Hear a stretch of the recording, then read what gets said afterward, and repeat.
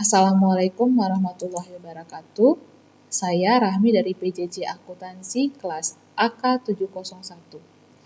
Studi Manajemen Perpajakan. Tugas UTS saya akan mengambil judul tentang Tax Planning PPh pasal 21 dan 26. Pembahasan yang pertama tentang taxability deductibility objek PPh pasal 21. Prinsip dari taxability deductibility yaitu atas suatu imbalan atau penggantian yang dikeluarkan untuk pegawai dapat menjadi biaya pengurangan penghasilan bruto bagi pemberi kerja. Bagi pegawai, imbalan atau penggunaan tersebut merupakan objek perpajakan yang dipotong melalui mekanisme PPh pasal 21. Sebaliknya apabila atas pemberian imbalan atau penggantian tidak dapat dikurangkan sebagai biaya bagi pemberi kerja, imbalan atau penggantian tersebut bukan merupakan objek pajak bagi pegawai atau yang menerimanya. Selanjutnya yaitu terapan Tax Planning PPh pasal 21, di mana perencanaan pajak untuk menghitung PPh pasal 21 dapat digunakan 4 alternatif. Yang pertama yaitu PPh pasal 21 ditanggung oleh pegawai atau gross method. Yang kedua yaitu PPh pasal 21 ditanggung oleh pemberi kerja atau net basis. Yang ketiga, PPh pasal 21 diberikan dalam bentuk tunjangan pajak atau gross up. Yang keempat yaitu PPh pasal 21 mengkombinasikan metode atau mix. Saya akan menjelaskan tentang yang pertama PPh pasal 21 yang ditanggung oleh pegawai atau gross method. Metode gross up. Jumlah PPh pasal 21 tersebut akan dipotong dari penghasilan karyawan. Kewajiban perusahaan adalah menyetorkan PPh pasal 21 yang telah dipotong dan melaporkan PPh tersebut. Yang kedua yaitu PPh pasal 21 yang ditanggung oleh perusahaan. Dalam hal ini, jumlah PPh pasal 21 yang terhutang akan ditanggung oleh perusahaan yang bersangkutan, baik sebagian maupun seluruhnya, dalam bentuk benefit in kind. Metode ini dikenal dengan PPh pasal 21, PPh yang ditanggung perusahaan. Gaji yang diterima oleh perusahaan tidak dikurangi dengan PPh pasal 21 karena perusahaan yang menanggung biaya atau beban PPh pasal 21. Yang ketiga yaitu PPh pasal 21 diberikan dalam bentuk tunjangan pajak atau gross up.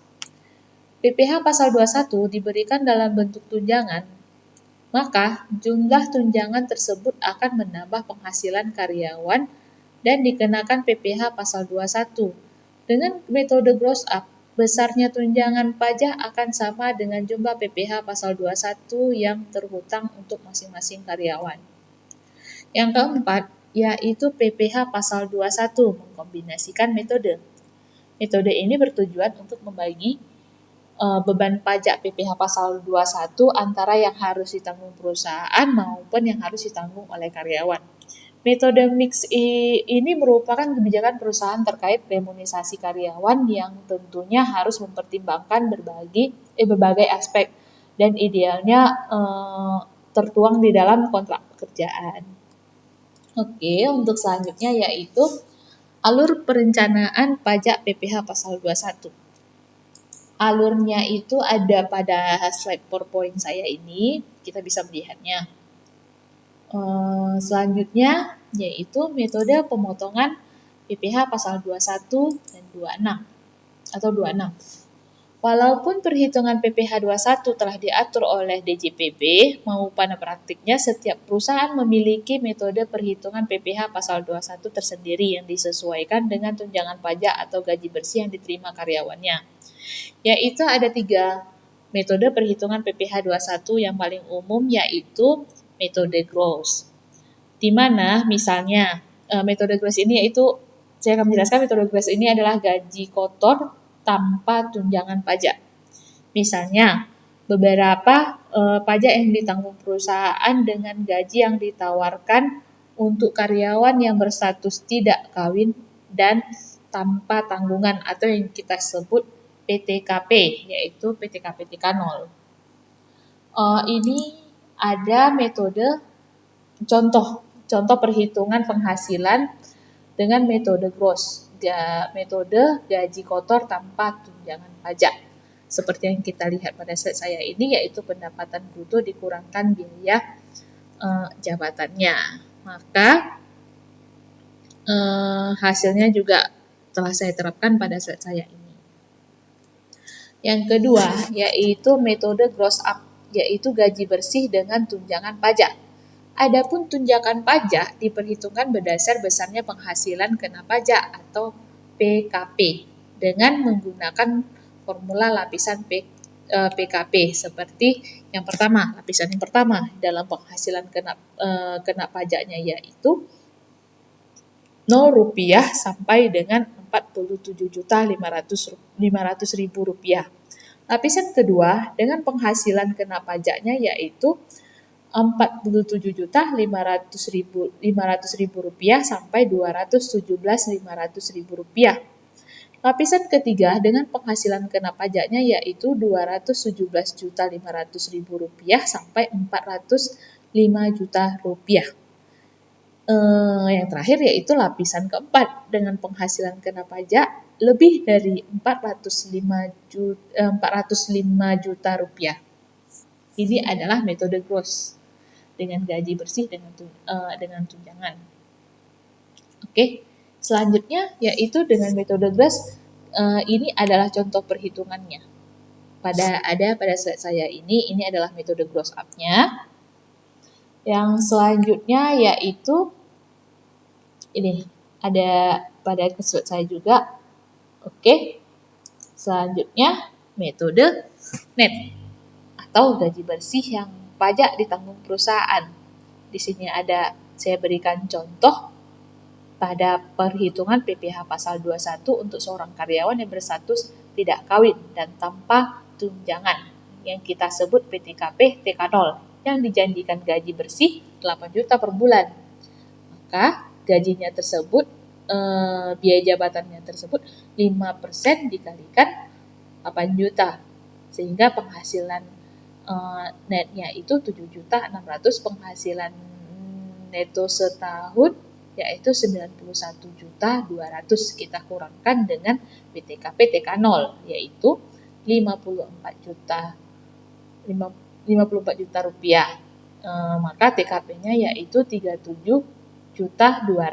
PPh 21 yang terhutang setahun yaitu 50%, kita kalikan 37.200.000, maka hasilnya itu 1.860.000. Maka PPh 21 terhutang sebulannya itu 155 juta. Ini adalah metode net. Oke. Selanjutnya, metode net gaji bersih dengan pajak ditanggung perusahaan. Ini adalah PPh pasal 26, yaitu PPh yang dikenakan atau dipotong atas penghasilan yang bersumber dari Indonesia yang diterima atau diperoleh wajib pajak luar negeri selain bentuk usaha tetap atau BUT di Indonesia. Yang pertama yaitu perhitungan PPh 21 atas hadiah. Yang kedua, perhitungan PPh 26 atas premi asuransi. Yang ketiga, perhitungan PPh 26 atas gaji orang pribadi. Yang keempat, PPh 26 atas pendapatan perusahaan asing atau BUT. Yang kelima yaitu perhitungan PPh pasal 26 di bawah tax treaty. Di sini saya akan menjelaskan perhitungan PPh 26 atas hadiah. Kita contohkan pada satu orang atlet di Malaysia, kita namakan Pak Kelik. Ia mengikuti lomba lari maraton di Indonesia dan berhasil meraih juara dengan hadiah uang tunai sebesar 200 juta.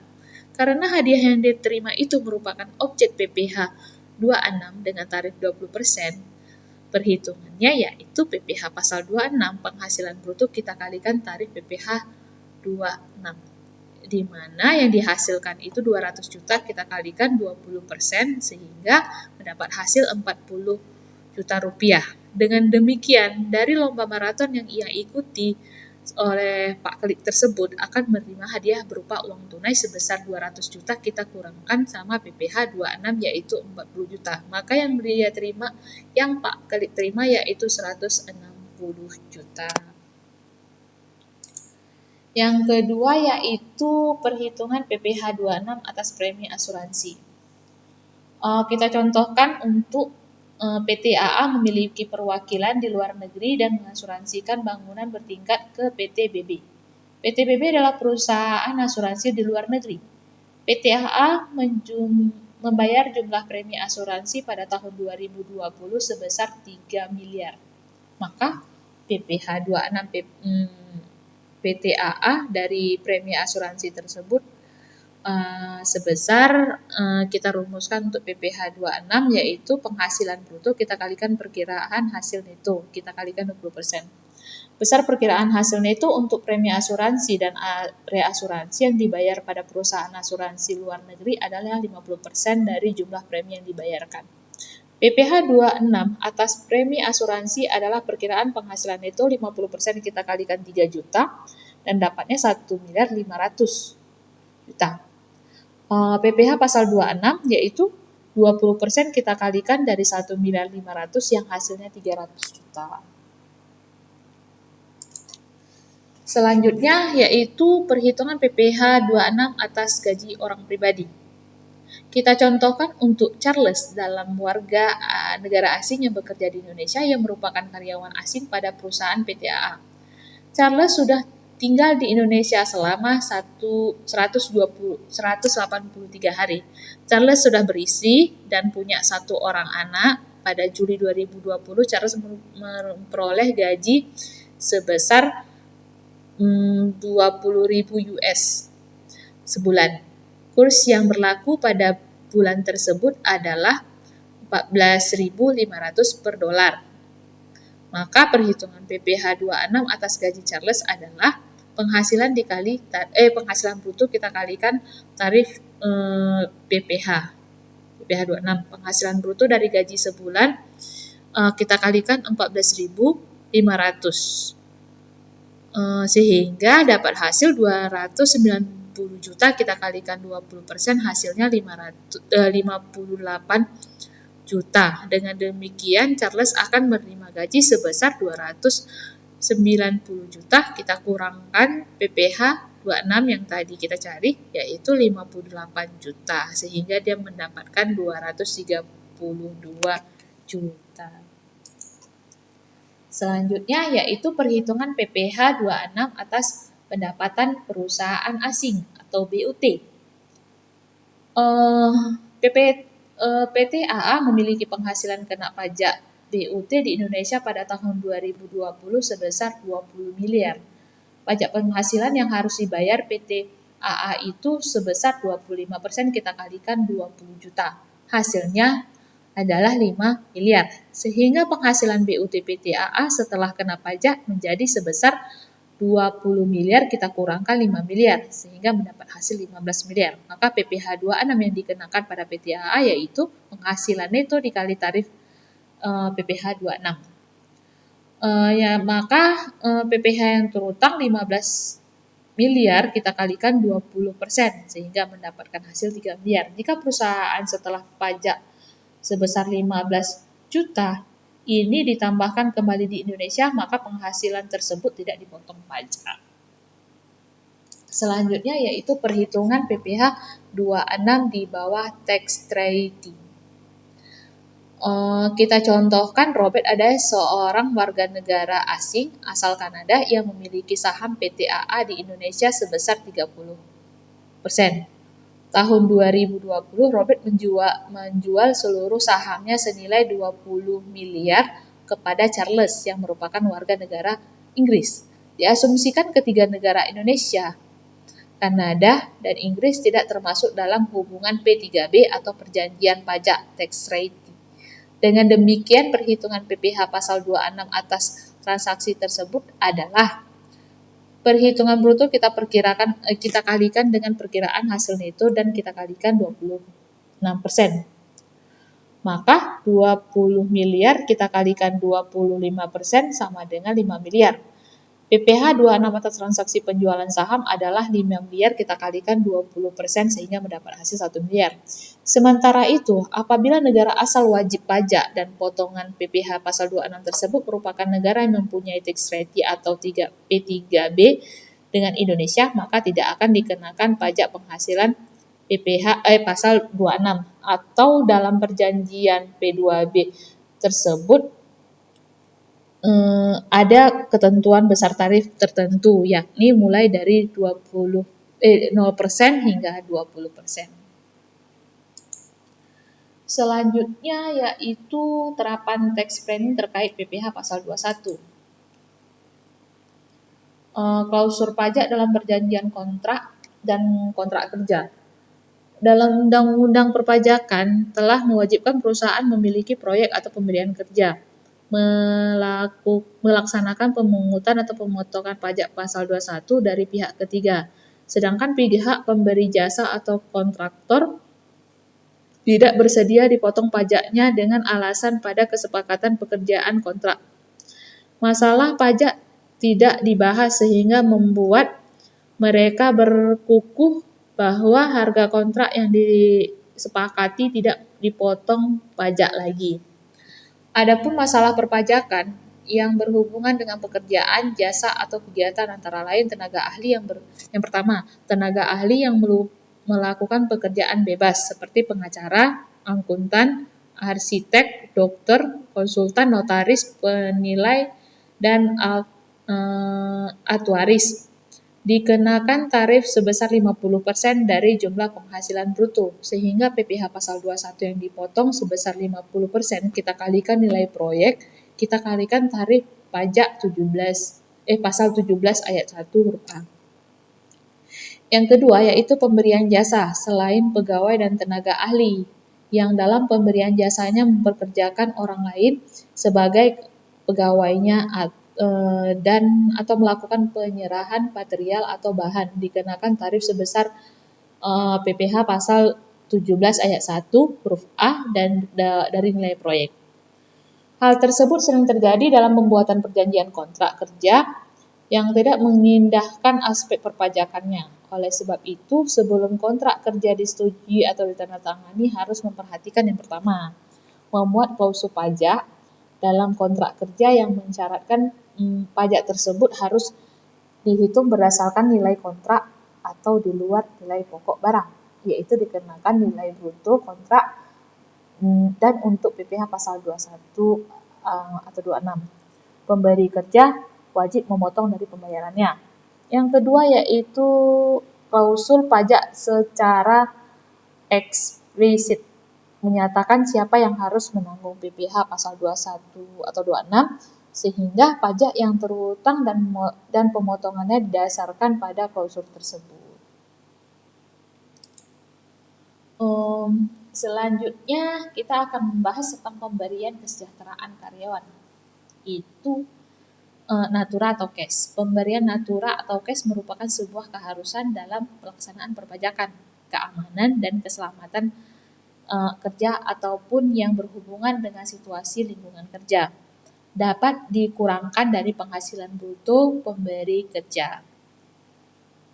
Selanjutnya itu seperti pengobatan karyawan. Jika perusahaan memiliki memberikan tunjangan kerja, maka perlakuan pajaknya bersifat taxable deductible.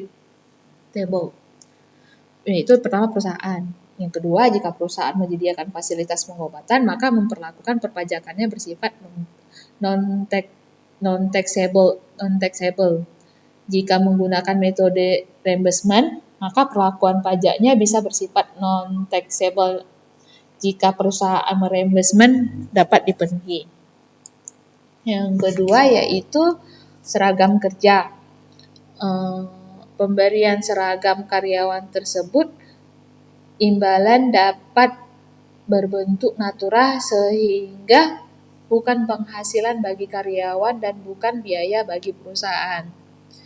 Yang selanjutnya yaitu perjalanan dinas karyawan, di mana pemberian uang saku atau perjalanan dinas dan diberikan secara tunai, maka pemberian ini dikategorikan sebagai penghasilan bagi karyawan. Selanjutnya yaitu bonus dan jasa produksi.